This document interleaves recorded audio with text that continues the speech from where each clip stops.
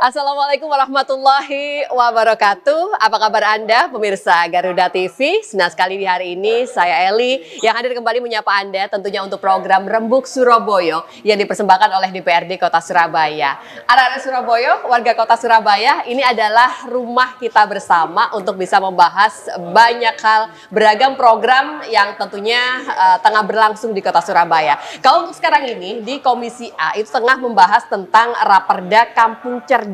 Nah, bagaimana ketika kita coba sinkronkan, Kota Surabaya ini sudah punya loh yang namanya Kampung Pancasila. Bagaimana kedua program tadi itu tidak saling tumpang tindih, tapi justru bisa saling bertumbuh bersama dan memberikan kebermanfaatan bagi masyarakat di Kota Surabaya. Semua pembahasan tadi tentunya akan dibahas bersama dengan narasumber yang sangat luar biasa.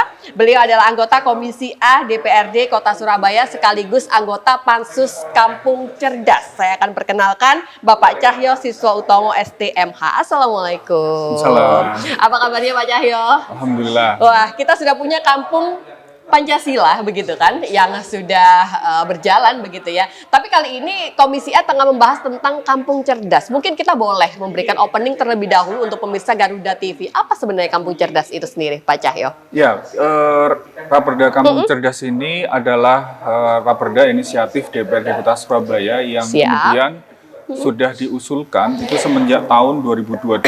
Baik. Sebenarnya salah satu filosofinya ada Raperda ini karena memang Surabaya menuju Smart City. Smart City. Sehingga ketika ada Smart City, city itu terdiri dari village.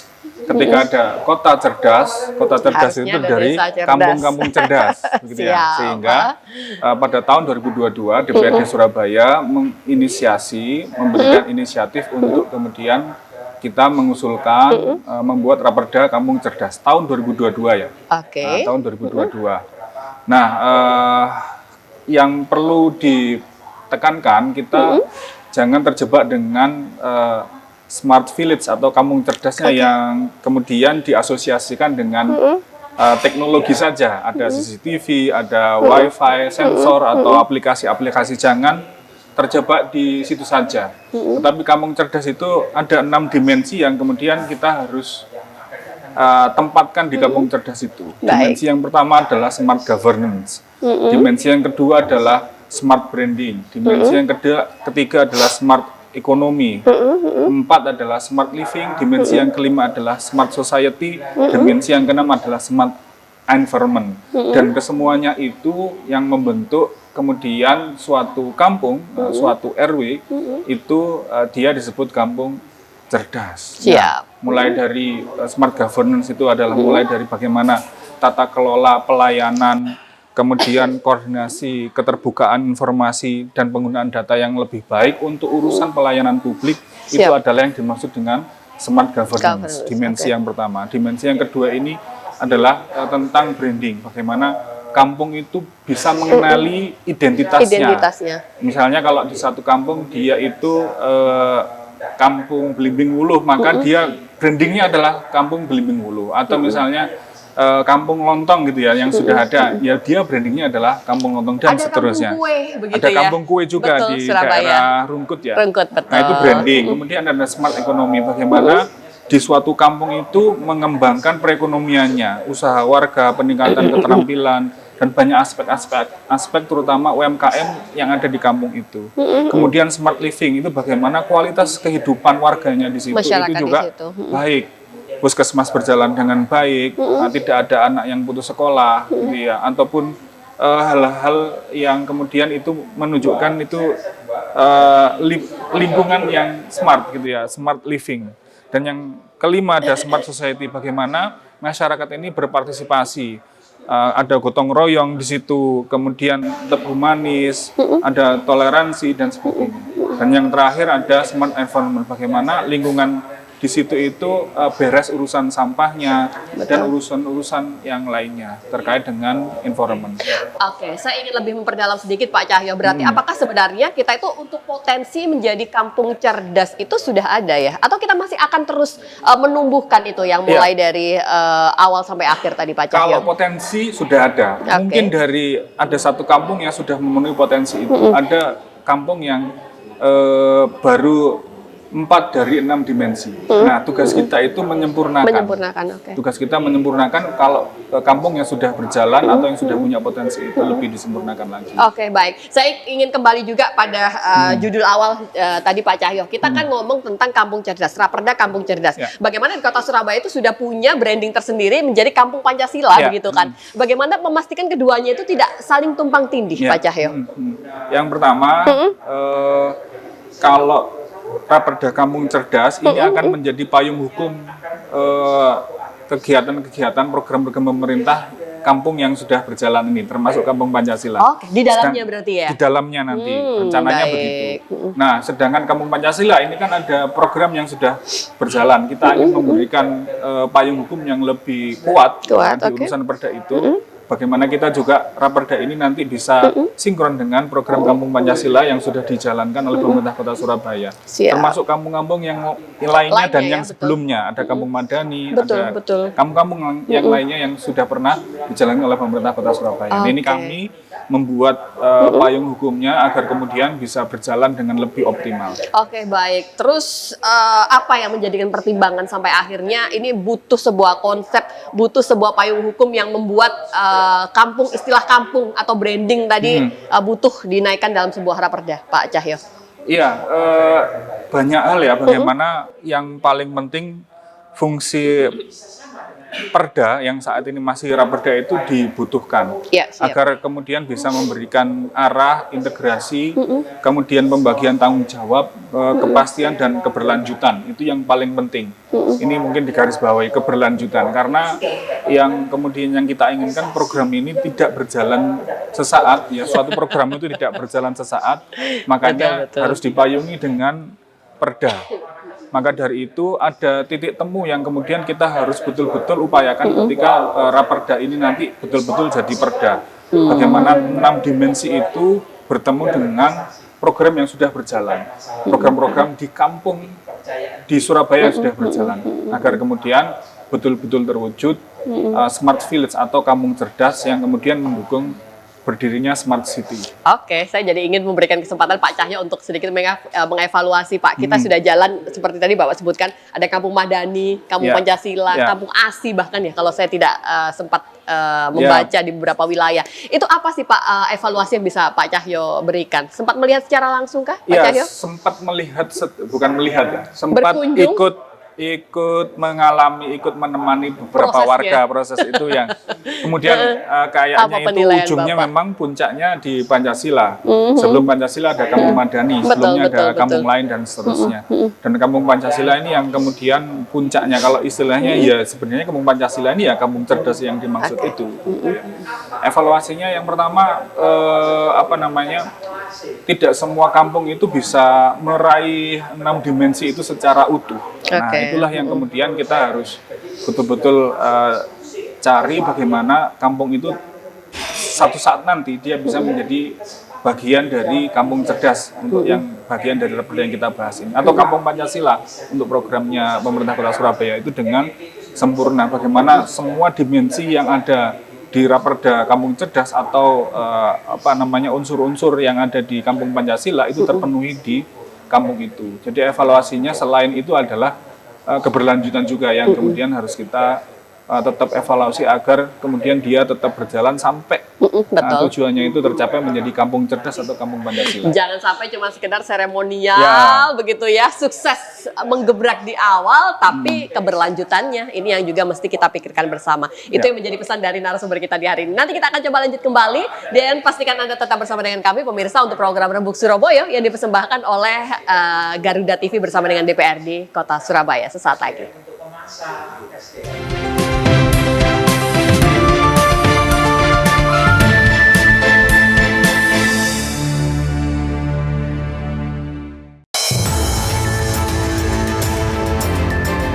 Perkembangan informasi paling aktual. Nah, kecil teriak-teriak kebakaran, saya tengok terusan pintunya. Peristiwa yang terjadi setiap saat disajikan untuk Anda.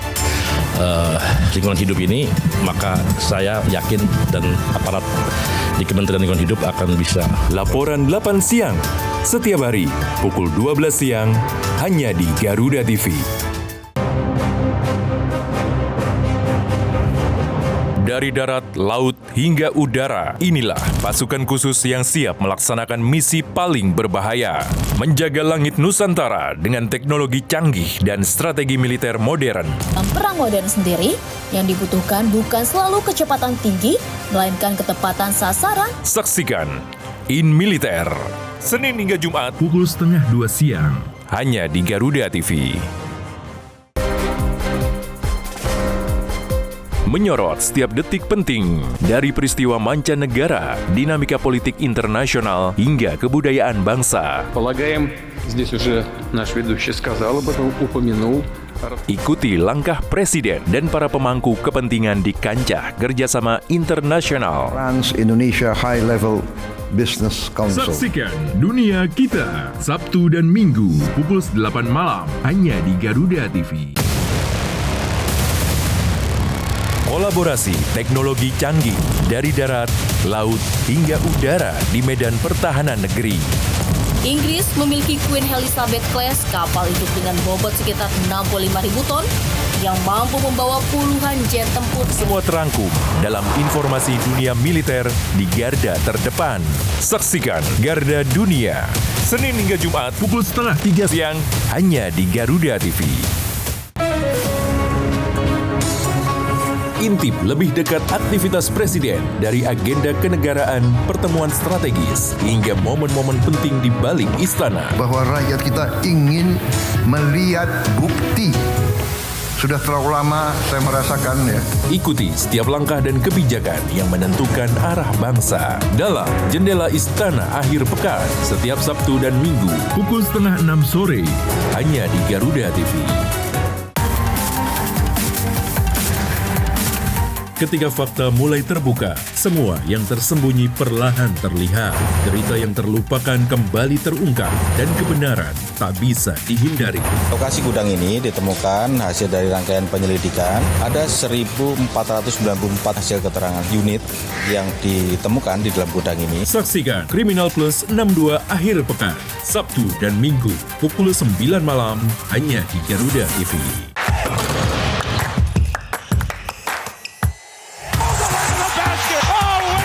Hey Basket Mania, saatnya ngobrolin segala hal tentang dunia bola basket. Mengulas pertandingan terbaru, highlight pemain panas, fun facts, sampai tren dan drama di lapangan. Jangan lewatkan Hoops Vibes, Sabtu dan Minggu, pukul 2 siang, hanya di Garuda TV.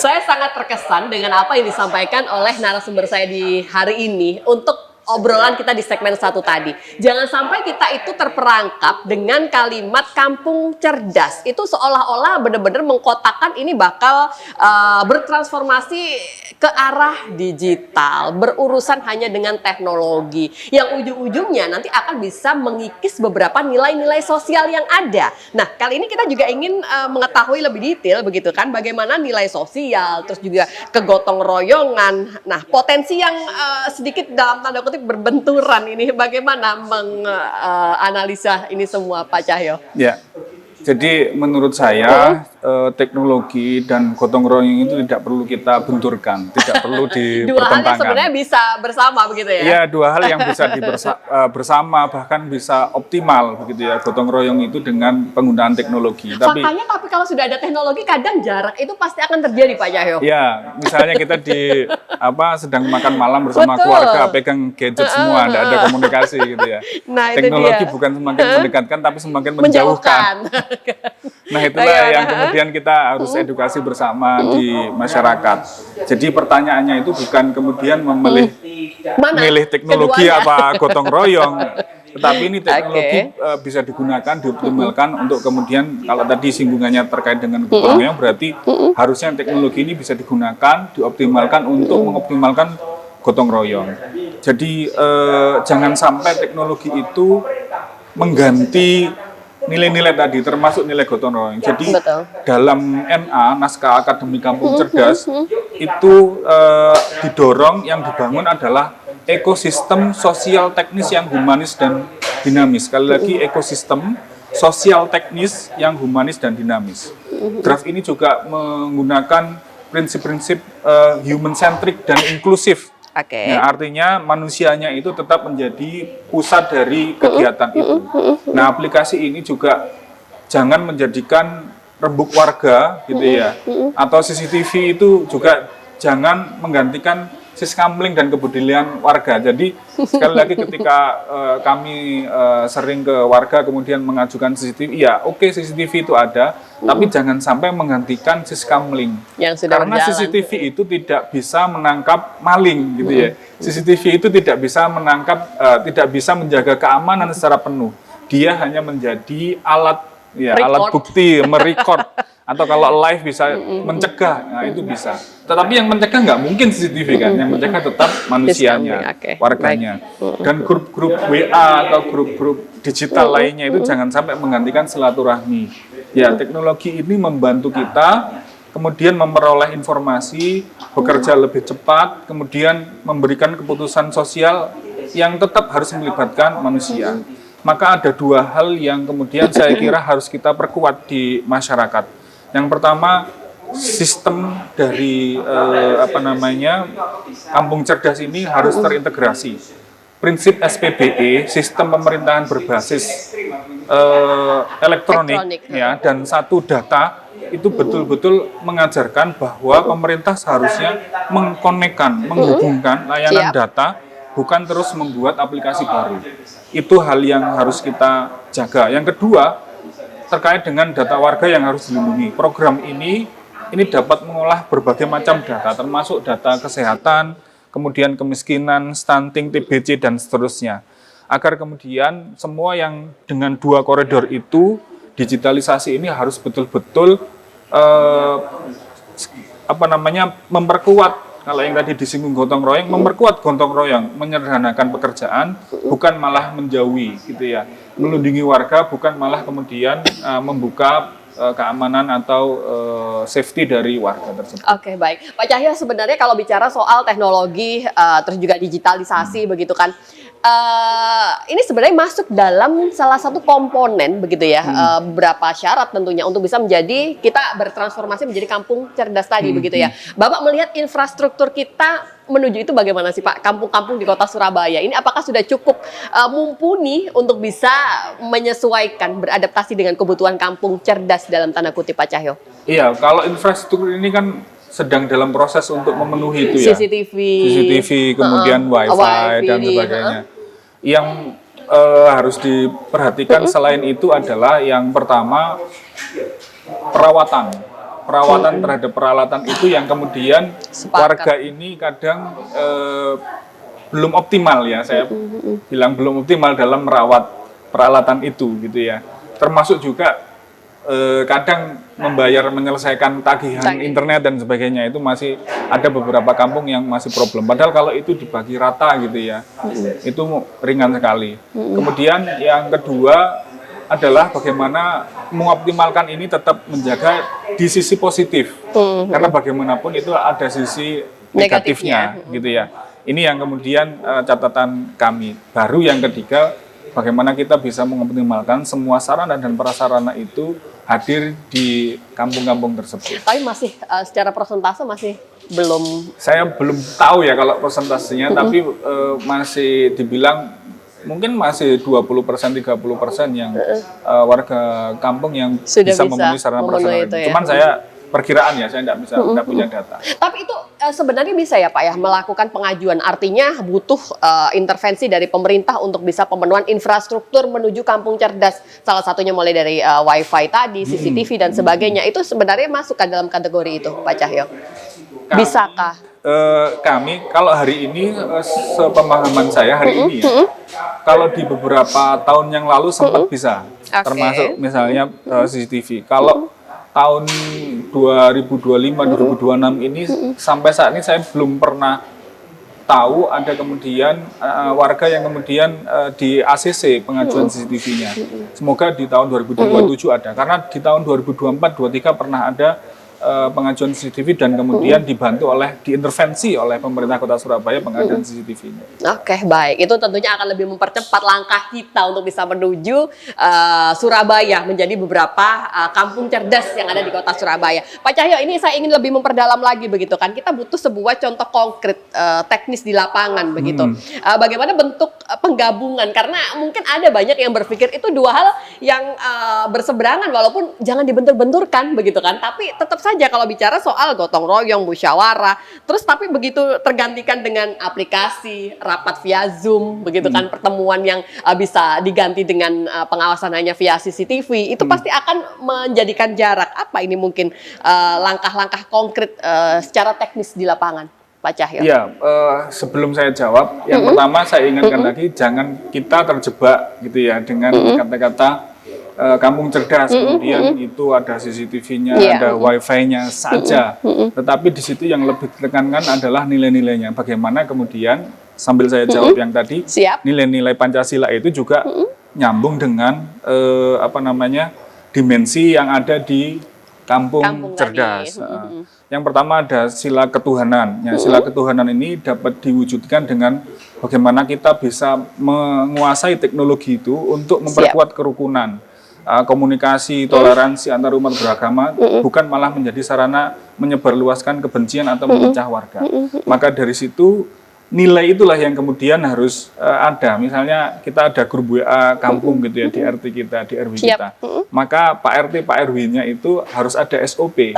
Jangan ngomong ini yang ditonjolkan, ngomong yang ini dan seterusnya. Yang itu kemudian bisa menjaga toleransi, kemudian bisa menjaga gotong royong dan seterusnya. Ini sila ketuhanan. Yang kedua, sila kemanusiaan. Jadi ini terlihat pada ketika ada data dari pemerintah, dari warga, yang kemudian warga itu adalah warga rentan. Kalau kemudian kita menggunakan teknologi, menggunakan aplikasi, maka seharusnya gitu ya, dengan aplikasi atau teknologi itu bisa memberikan intervensi yang lebih cepat, menolong lebih cepat, bahkan lebih akurat. Ini yang kemudian sempat saya alami gitu ya, saya bantu beberapa warga di suatu RT atau RW yang kemudian membutuhkan kursi roda. Nah, kalau coba nggak ada teknologi, kita bersurat dulu. Ya tetap bersurat itu secara pemerintahan tetap harus ada bersurat administratifnya wajib, tetap. Tetapi kalau kemudian dengan bantuan teknologi, surat-surat elektronik itu bisa jauh lebih cepat sampainya. Gitu ya, bahkan lebih murah tanpa ongkos gitu ya, hanya mengirim via WA atau via email kan gitu. Dari warga ke Pak RT-nya, Pak RT-nya buatkan surat, kemudian disalurkan ke Babamkesra, kemudian mengetahui saya bantu atensi di Babamkesra. Oke, siap, baik. Masih ada 3 sila lagi. Oke, baik. Nanti saja dilanjut, Pak Cahyo. Kita harus jeda sebentar, begitu ya. Akan ada banyak kesempatan untuk bisa menuntaskan obrolan kita di hari ini. Kita jeda sebentar dan pastikan Anda tetap bersama dengan kami.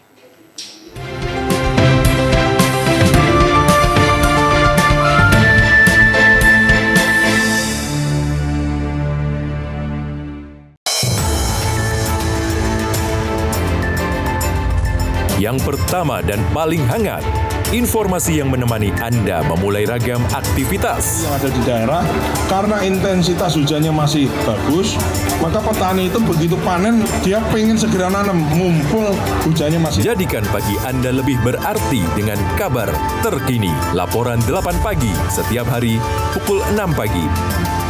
Hanya di Garuda TV. Intip aktivitas Presiden, pertemuan khusus hingga kunjungan kenegaraan. Melihat lebih dekat, langkah penting menuju masa depan cerah untuk Indonesia maju.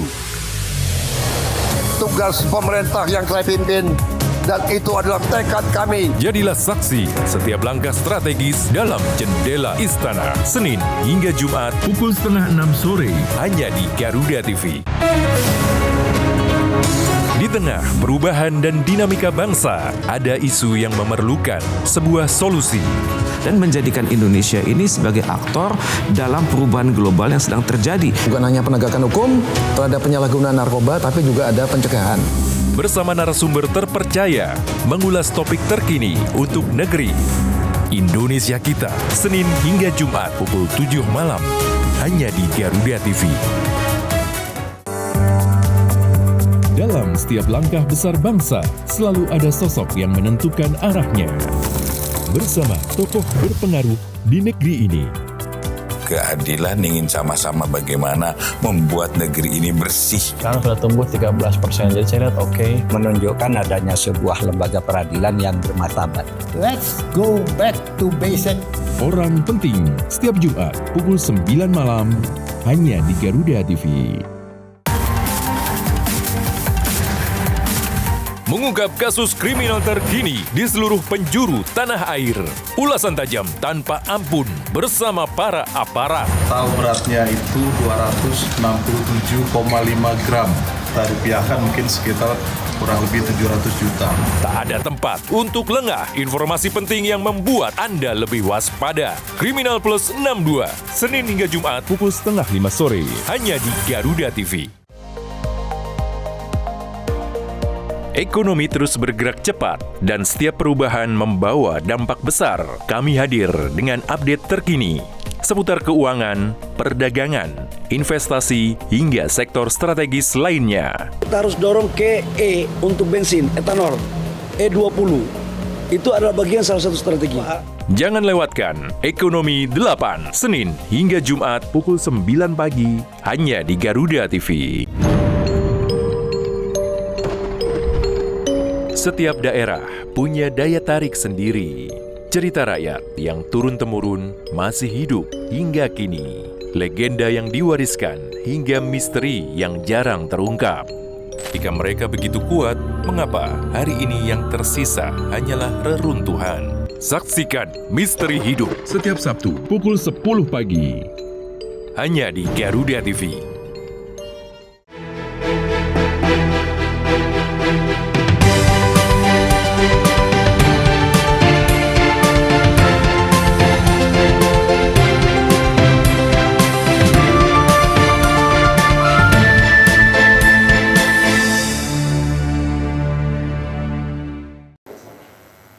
Bicara dengan legislatif, itu rugi rasanya kalau saya nggak bertanya tentang regulasi, begitu kan? Regulasi khusus apa ini Pak Cahyo? Tentunya yang tengah disiapkan DPRD agar proses digitalisasi kampung cerdas ini justru bisa memperkuat nilai-nilai Pancasila. Bukan tentunya sekedar modernisasi aja, tapi benar-benar ada kebermanfaatan yang itu saling mendukung pada kampung Pancasila. Nilai kampung Pancasila itu sendiri Pak Cahyo. Ya, jadi menurut saya ini adalah bagian yang paling penting dalam penyempurnaan pembicaraan raperda kita. Jangan sampai keberhasilan kampung cerdas hanya dihitung dari banyaknya CCTV, banyaknya aplikasi, ataupun dashboard bahkan gitu ya.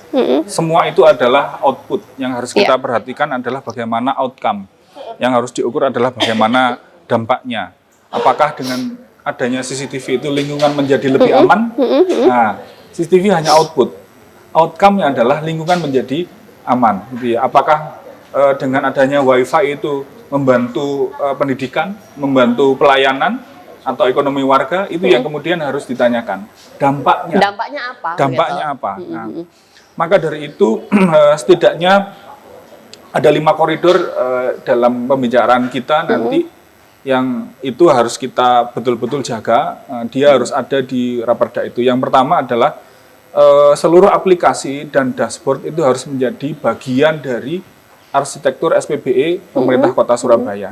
Jangan setiap program dan OPD itu buat aplikasi sendiri. Jadi harus ada aplikasi yang tidak terlalu banyak, tapi itu cukup menyelesaikan semua atau mungkin beberapa masalah, sehingga aplikasinya tidak terlalu banyak. Yang kedua, datanya harus mengikuti prinsip satu data. Jadi warga itu tidak mengulang, ditanya ini input lagi, ditanya ini input lagi. Maka cukup dengan satu data itu, ketika pemerintah ataupun instansi terkait itu membutuhkan, cukup dengan satu data itu sudah tersinkronkan. Betul, sepakat. Yang ketiga, harus ada pelindungan data pribadi. Ini koridor yang ketiga. Ya, terkait dengan data kesehatan, kemiskinan, ya, anak, kekerasan, ini kemudian harus kita jaga, tidak boleh diumumkan gitu ya, secara serampangan gitu ya. Yang keempat, pelayanan manusianya tetap wajib ada. Ini yang kemudian beberapa kali saya sering ingatkan di beberapa ini ya UPTD ataupun OPD pemerintah. Layanan digital boleh, tapi pendampingan itu harus tetap ada. Terutama kepada warga rentan. Ya, Betul. warga rentan itu bisa lansia, bisa anak-anak, bisa ibu hamil dan seterusnya. Untuk warga miskin dan seterusnya. Karena jangan sampai kemudian dengan alasan digitalisasi tidak manusiawi begitu loh. Misalnya begini, Pak ini antriannya harus tetap online. Loh, saya ini tidak bisa pakai online. Loh, yang offline habis Pak kuotanya. Nah, ini yang kemudian jangan sampai ada kalimat-kalimat itu, case-case yang seperti itu lagi. Sekali lagi yang keempat ini yang kemudian masih beberapa kali saya temui di pelayanan Kota Surabaya. Semoga nanti lebih baik lagi. Jadi pelayanan manusia itu tetap wajib ada. Pendampingan manusia itu tetap wajib ada meskipun digitalisasi itu berjalan. Dan yang kelima, indikator ini harus berbasis outcome. Seperti yang tadi saya sampaikan di depan. Bukan output yang kemudian kita utamakan, yang penting adalah outcome-nya. Tapi akan sulit mencapai outcome kalau kemudian output-nya tidak ada. Nah, itu yang kemudian ditekankan. Nah, regulasi itulah yang kemudian akan kita bahas, akan kita terapkan di Raperda Kampung Cerdas. Bagaimana bisa kemudian membatasi teknologi gitu ya, tetapi juga kemudian tetap mengoptimalkan sumber daya manusia, termasuk pelayan warga ini tetap optimal. Saya nyambung sekali nih penjelasan Pak Yahya dengan pertanyaan saya berikutnya. Jadi sepakat ya Pak ya, kondisi sosiologis masyarakat Kota Surabaya ini masih belum merata, baik yang ada di tengah kota, di pinggir kota, kebutuhannya berbeda, problemnya pun beragam, termasuk keterbatasan yang ada begitu kan. Ini juga menjadi sebuah potret khusus dan menjadi bahan pertimbangan tersendirikah bagi Komisi A Pak? Iya, itu juga menjadi potret khusus ya, jadi tidak semua kemudian ada layanan standar yang memang harus diterapkan, tapi juga ada layanan kearifan lokal sesuai dengan situasi kondisi lapangan begitu ya. Transisinya tuh nggak bisa langsung cut gitu ya? Iya, nggak bisa. Kita bicara begini ya, misalnya ada suatu perkampungan itu isinya, mohon maaf, rumah elit semua, gitu ya. Sa-RT itu rumah elit semua. Kita nggak bisa dong pakai cara pakai cara konvensional gitu ya. Mungkin dengan seperti itu kebijakan standarnya tetap harus disesuaikan. Kemudian juga harus memperhatikan kearifan lokal sesuai dengan situasi kondisi keadaan lapangan. Baik, Pak Cahyo, saya ingin tahu ketika duduk bersama di Komisi A mungkin tengah sudah menghadirkan beberapa dinas terkait, pakar juga. Apa sih hambatan Pak Cahyo? Saya ingin mengembangkan ini mungkin. Hambatan menghadapi atau juga mungkin menumbuhkan kampung cerdas di Kota Surabaya itu Pak? Iya. Yang paling terlihat? Ya, yang paling terlihat ini adalah kita tetap harus mengakui ada ketimpangan sarana prasarana. Itu ya, tetap ya. Harus tetap kita akui ada ketimpangan sarana prasarana. Yang kedua, ada perbedaan itu tadi yang jenengan sempat tanyakan ya. Di sini mungkin sangat elit begitu ya. Di sini mungkin masih sangat susah, ada keterbatasan gitu ya. Butuh intervensi banyak. Nah, itu yang kemudian ada hambatan-hambatan seperti itu. Yang ketiga, masih ada hambatan komunikasi koordinasi lintas OPD. Jadi ketika kita ngomong begini, kadang semoga sudah tidak kita temukan nanti, masih ada ego sektoral. Ya, masing-masing OPD itu, enggak, ini bukan bagian saya, ini bagian OPD ini, dan seterusnya. Itu yang masih kita temukan. Harusnya dengan Kampung Cerdas atau SPBE atau digitalisasi itu menyelesaikan masalah itu. Tapi nampaknya ya masih kita alami juga, itu beberapa hambatan yang kita temui ketika kita membahas Raperda Kampung Cerdas. Makanya dengan Raperda itu, dengan peraturan itu kita upayakan bagaimana itu bisa kita minimalkan. Oke, baik. Beruntung sekali hari ini saya bertemu langsung dengan anggota begitu ya, anggota pansus dari Raperda Kampung Cerdas ini, karena akan ada banyak hal begitu yang bisa kita gali tentunya dari tema kita di hari ini. Kita jeda sebentar dan pastikan Anda tetap bersama dengan kami.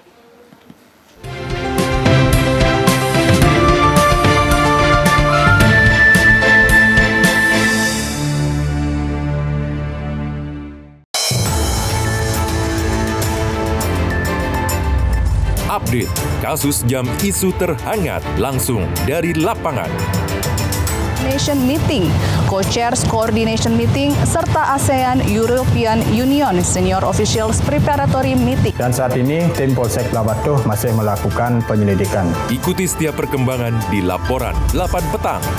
Setiap hari pukul 6 sore, hanya di Garuda TV. Oke. Mau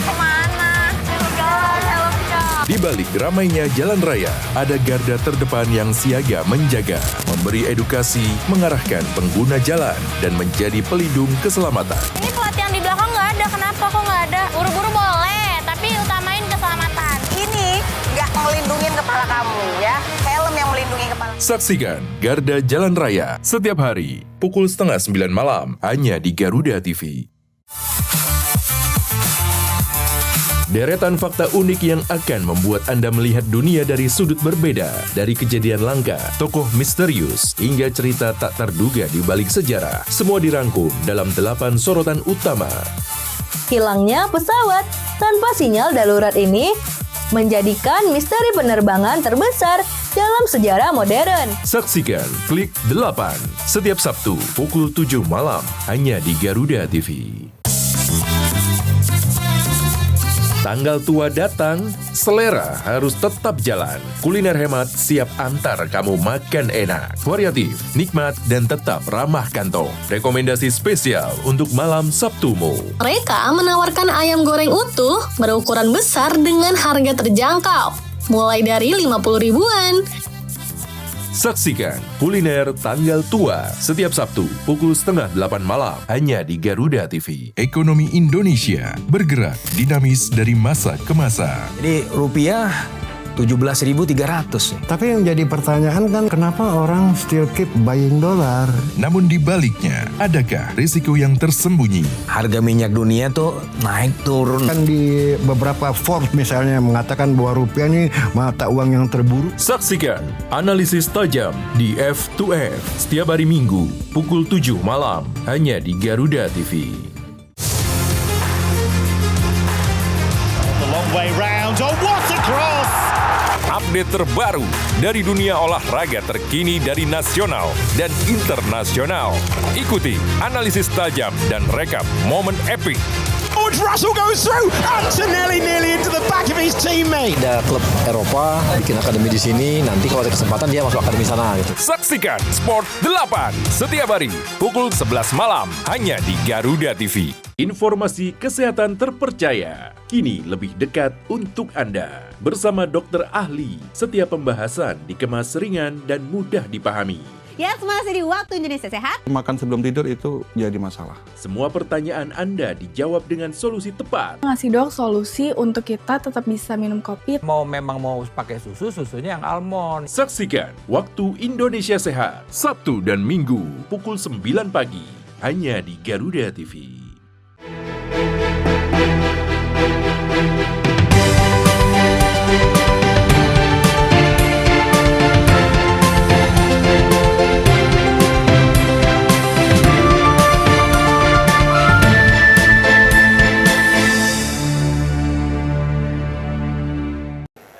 Terima kasih Anda yang masih bersama dengan kami, pemirsa Garuda TV, untuk program yang dipersembahkan oleh DPRD Kota Surabaya. Saya tengah bersama dengan anggota Pansus Raperda Kampung Cerdas, dan memang Kota Surabaya ini gudangnya begitu ya untuk bisa melahirkan hal-hal baru. Semoga seperti apa yang disampaikan oleh tamu saya di hari ini, semuanya bisa berlangsung, berlanjut, dan juga bisa memberikan kebermanfaatan bagi masyarakat di Kota Surabaya. Berkaitan dengan Kampung Cerdas, Pak, ini Pak Cahyo, bagaimana sinergi antar OPD? Jadi mungkin saya sebagai masyarakat umum begitu ya membayangkan ketika ada sebuah problem mungkin di salah satu wilayah di kampung di Kota Surabaya, apakah itu nantinya akan lebih memudahkan ketika ada Kampung Cerdas ini, semua koordinasi termasuk penyelesaian itu akan lebih bisa terakomodir di sana? Ya. Jadi justru ini salah satu alasan yang kemudian mengapa Kampung Raperda Kampung Cerdas gitu ya dan Kampung Pancasila ini harus disinkronkan.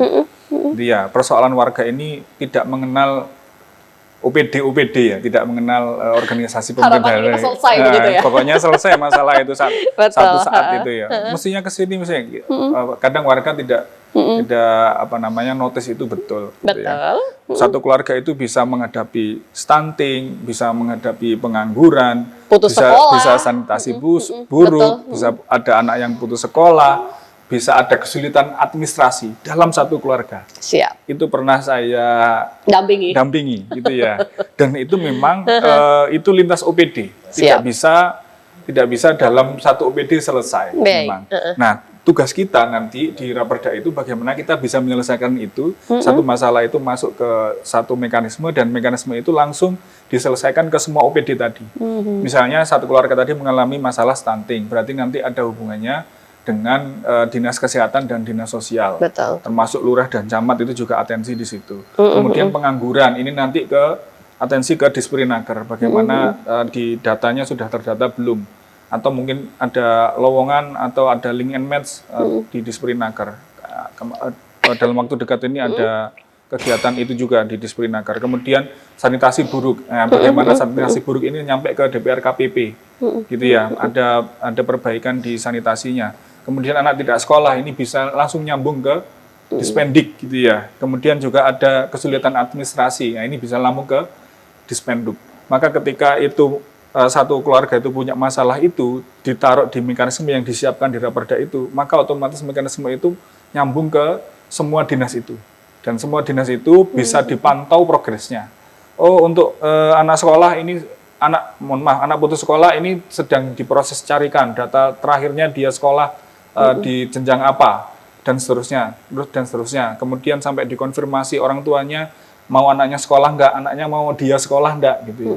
Sampai dikonfirmasi, itu ada progresnya. Kemudian juga masalah kependudukan, oh ini masalah KTP atau apa, itu sudah ada progresnya. Jadi ketika itu masalah satu keluarga itu dikumpulkan, ditaruh di mekanisme yang ada di Kampung Cerdas, maka mekanisme itu yang kemudian menyebarkan ke masing-masing OPD untuk diselesaikan dan bisa dipantau progresnya. Wah, angka pelayanan atau juga kepuasan pelayanan publik ini pasti akan jauh lebih meningkat ya, Pak. Ketika itu benar-benar bisa. Semoga ini kita sedang berjalan ke sana sebenarnya.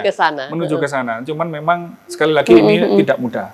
Karena kita juga masih akui ada beberapa ekosektoral yang kadang itu kita temukan, sehingga kita harus selesaikan ekosektoral itu. Pak, kesiapan SDM di masing-masing OPD, instansi terkait begitu kan, untuk bisa berlari cepat seperti yang kita harapkan bersama, itu seperti apa yang Pak Cahyo lihat sampai dengan hari ini, Pak Cahyo? Iya, kalau kemudian nanti diterapkan hal seperti ini, saya melihat ada SDM tersendiri di tiap dinas untuk kemudian handling masalah ini di urusan Kampung Cerdas ini. Saya berkaca atau menganalogi pada layanan call center 112. Call center 112 itu kan juga seperti itu, tapi itu kan layanan darurat ya. Di situ ada damkar, di situ ada lintas OPD, pokoknya ada BPBD dan seterusnya.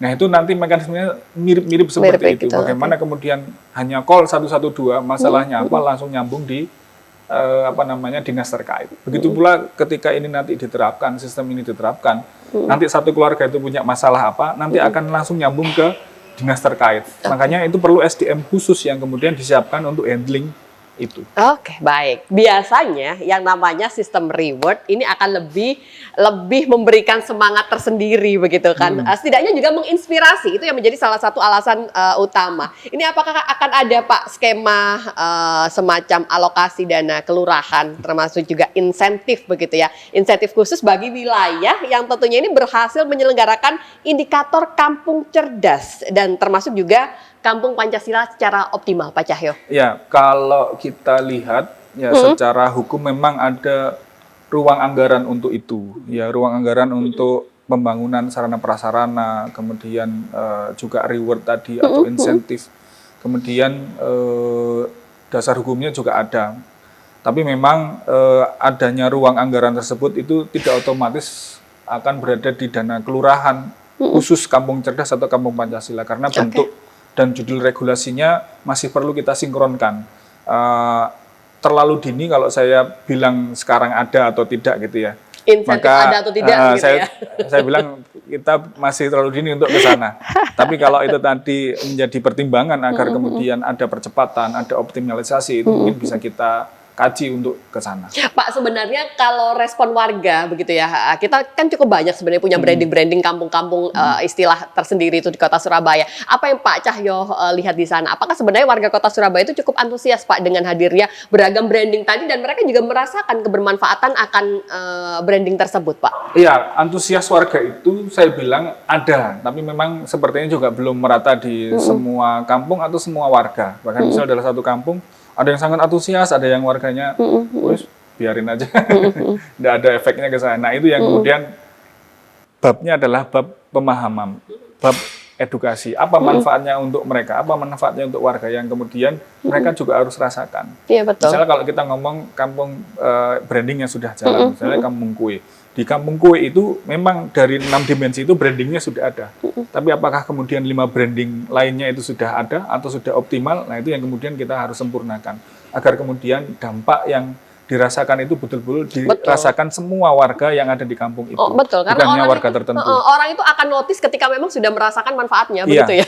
Selama itu tidak merasa bersinggungan langsung, tidak bersentuhan, maka ya secara otomatis ini sepertinya tidak terlalu berdampak pada kita. Mungkin itu yang masih menjadi sebuah tantangan tersendiri untuk pengembangan kampung cerdas di Kota Surabaya. Nah, ini Pak Cahyo, ke depannya apakah sebenarnya sudah ada sebuah indikator utama yang ingin dicapai oleh DPRD Kota Surabaya untuk bisa menyatakan sinkronisasi 2 regulasi ini benar-benar bisa membawa dampak nyata, Pak? Ya, bagi kami keberhasilan sinkronisasi Raperda Kampung Cerdas dan program Kampung Pancasila yang sudah berjalan itu tidak boleh diukur sekali lagi dengan banyaknya aplikasi, CCTV, WiFi dan sebagainya. Maka kita mengukurnya minimal ada 3 lapis. Lapis yang pertama adalah apakah tata kelolanya benar-benar terintegrasi. Itu lapis yang pertama. Sekali lagi, apakah tata kelolanya benar-benar terintegrasi. Jangan ada 2 struktur, 2 asesmen, 2 aplikasi, 2 anggaran untuk persoalan yang sama. Harus jelas siapa leading sektornya, kemudian siapa yang mendukung, gitu ya, dari mana anggarannya, kemudian kualitasnya bagaimana. Sekali lagi, apakah tata kelolanya benar-benar terintegrasi. Itu lapis yang pertama. Lapis yang kedua yang harus kita perhatikan indikator, bagian dari indikatornya, apakah pelayanannya ini menjadi lebih baik. Ketika ini ada Raperda Kampung Cerdas dan program Kampung Pancasila, ketika ini disinkronkan, harusnya menimbulkan pelayanan yang lebih baik. Kemudian berapa banyak pengaduan, ukurannya misalnya pelayanan yang lebih baik itu, berapa banyak pengaduan yang selesai, kemudian berapa lama waktu penyelesaiannya, kemudian warga masih diminta mengisi data yang sama, dan seterusnya terkait dengan satu data. Dan yang ketiga, ini yang paling penting, dampaknya. Apakah kemudian dengan sinkron itu punya dampak kualitas hidup warga ini berubah lebih baik lagi. Oke, sampai dengan hari ini Pak Cahyo, progres dari perjalanan Raperda ini sudah seperti apa, Pak? Ini kami Pansus dengan pemerintah Kota Surabaya sedang mengupayakan sinkronisasi ya beberapa hal. Karena di sini ada Raperda yang sudah kita bahas beberapa kali, dan di sini ada program Kampung Pancasila yang sudah berjalan. Ini kami sekali lagi sedang sinkronisasi agar kemudian ketika Raperda ini nanti selesai gitu ya, bisa jadi berubah namanya atau tidak, tetap Kampung Cerdas atau ganti, itu kemudian tidak menjadi Raperda yang seperti macan ompong ya. Nah, langsung bisa dilaksanakan. Makanya itu perlu sinkron dengan program Kampung Pancasila. Begitu pula program Kampung Pancasila ini agar lebih optimal, bagaimana Raperda yang sedang kita bahas ini betul-betul bisa memayungi semua urusan yang sedang dikerjakan di Kampung Pancasila agar lebih optimal dan berdampak bagi warga. Oke, baik. Nanti kita akan coba lanjut kembali. Masih ada 1 segmen lagi untuk bisa menuntaskan perbincangan kita, dan pastikan Anda tetap bersama dengan kami, pemirsa.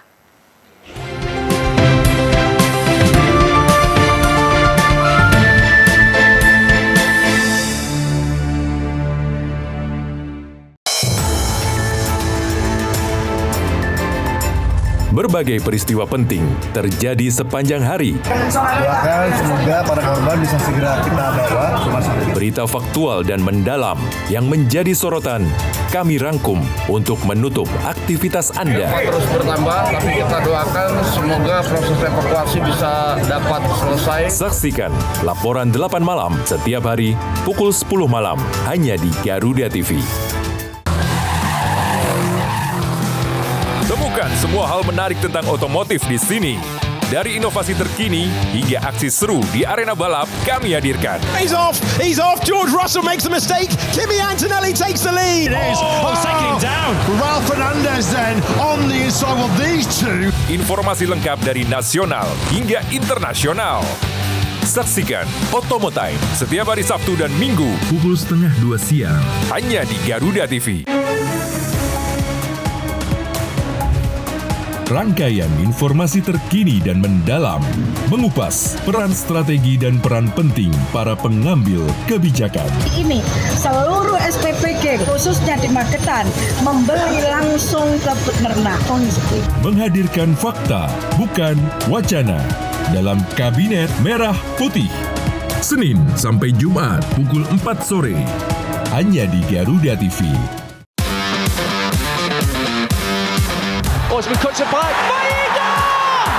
Kompetisi memanas pada tiap lini klasemen Eropa. Perebutan juara terus terjadi, membuka cerita baru di tiap laga pertandingannya. Getting the ball in the center to Dacunia. What a finish that is. Ikuti selengkapnya dari fakta pertandingan hingga cerita inspiratif para pemain. Kick and Rush, Sabtu dan Minggu, pukul 1 siang, hanya di Garuda TV. Rumor berterbangan, fakta dipertanyakan. Di sini tempat kebenaran dibicarakan, menghadirkan mereka yang mengerti perkara. Akselerator sementara ini ya. Kalau kelamaan ya memang akan terganggu juga. Tapi sampai sementara kapan? Membuka tabir isu panas dengan gaya santai tapi memikat. Banyak milenial, Pak. Aku sudah bertani sekarang, aku senang. Melunasi hutangnya malah dibuat hutang lebih dalam lagi. Saksikan Ordal setiap Kamis pukul 9 malam hanya di Garuda TV. Jesus, this time he scores. Simak aksi terbaik dari berbagai cabang olahraga, rekap momen epik yang tak terlupakan, hingga kabar terupdate dari arena dunia.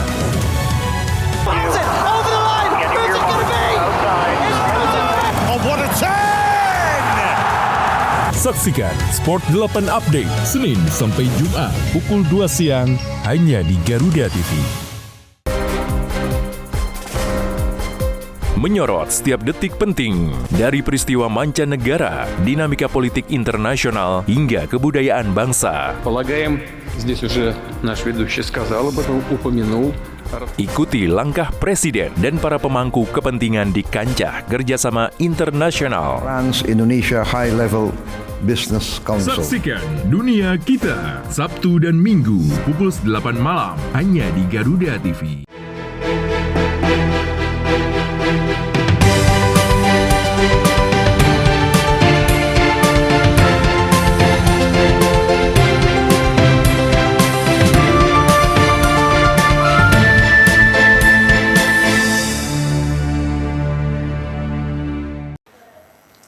Ya, kembali menyapa warga Anda, warga kota Surabaya begitunya untuk Garuda TV. Dan di hari ini kita masih bersama dengan program Rembuk Surabaya yang dipersembahkan oleh DPRD Kota Surabaya. Sampai kita di segmen yang terakhir, itu artinya narasumber kita yang sangat luar biasa akan kembali remind Anda, mengupas kembali tentang tema kita di hari ini. Pak Cahyo, apa mungkin yang bisa disampaikan? Kalau mungkin ada dari pemirsa Garuda TV yang belum menyimak dari awal begitu kan, apa sih sebenarnya poin-poin penting dari obrolan kita di hari ini, Pak? Kesimpulannya mungkin Pak Cahyo.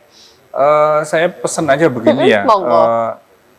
Kampung Cerdas dan Kampung Pancasila ini tidak akan berhasil jika hanya dikerjakan pemerintah. Partisipasi warga, kemudian pelaku usaha, itu juga menjadi bagian dari bagaimana Kampung Cerdas dan atau nanti Kampung Pancasila ini juga berjalan. Namun saya juga ingin menegaskan khususnya untuk apa ya namanya ya, penguasa kampung ya, Pak RT, Pak RW begitu ini ya. Memang yang langsung bersentuhan langsung dengan masyarakat, betul. Kampung Cerdas ini secara kelembagaan ya, RT RW ini adalah lembaga kemasyarakatan. Perannya ini sangat penting dalam menampung aspirasi, membangun musyawarah, memetakan persoalan, menggerakkan partisipasi. Tadi yang saya sampaikan tadi ya, menggerakkan partisipasi dan kemudian ini menghubungkan warganya itu dengan pemerintah. Kalau kemudian ada hal-hal yang perlu disampaikan langsung, perlu dikoreksi atau diusulkan, mungkin bisa disampaikan pemerintah. Dan untuk tokoh masyarakat, mari kita bersama-sama masyarakat, kita jaga nilai kebersamaan, kita optimalkan program pemerintah yang sudah ada, termasuk program Kampung Pancasila. Dan khususnya untuk generasi muda, saya berharap generasi muda juga menjadi motor inovasi, khususnya nanti terhadap program pemerintah yang sudah ada, baik Kampung Pancasila ataupun Raperda Kampung Cerdas ini kita butuh masukan untuk bersama-sama kita bangun Surabaya menjadi kampung kita bangun Surabaya menjadi kota yang lebih baik, dimulai dari kampung kita masing-masing. Oke, baik. Terima kasih untuk waktu yang sudah disediakan. Sukses selalu Pak Cahyo. Kita nantikan untuk bisa duduk kembali di sini. Kita berdiskusi bersama tentunya dengan tema yang berbeda. Sukses selalu. Matur nuwun sudah bersama dengan kami. Dan insya Allah kita akan berjumpa kembali tentunya di lain kesempatan. Saya Eli Prabowo pamit. Sampai jumpa. Wassalamualaikum warahmatullahi wabarakatuh. Waalaikumsalam warahmatullahi wabarakatuh. Bapak, matur nuwun sangat.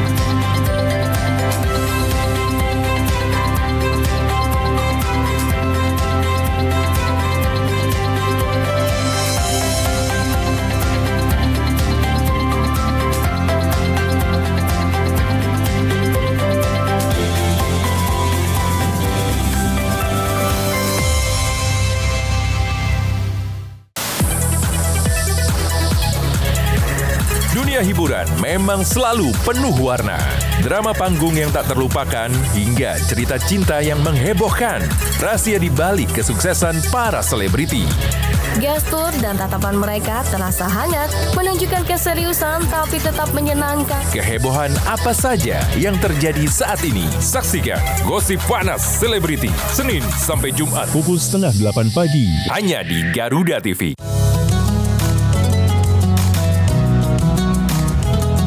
Melalui konsep dakwah santai dan edukatif, mengajak pemirsa memahami ajaran Islam melalui pendekatan ringan dan penuh kehangatan. Kita sudah doakan, tapi belum datang juga hidayahnya. Bangun. Pak, nggak takut apa neraka? Saksikan Harmoni Indonesia setiap hari pukul 5 pagi hanya di Garuda TV. Masih banyak ibu. Di balik dunia yang bergejolak, Alhamdulillah, makan nasi goreng ya. ada kebaikan yang tak pernah padam. Selalu ada kisah sederhana yang menghadirkan harapan.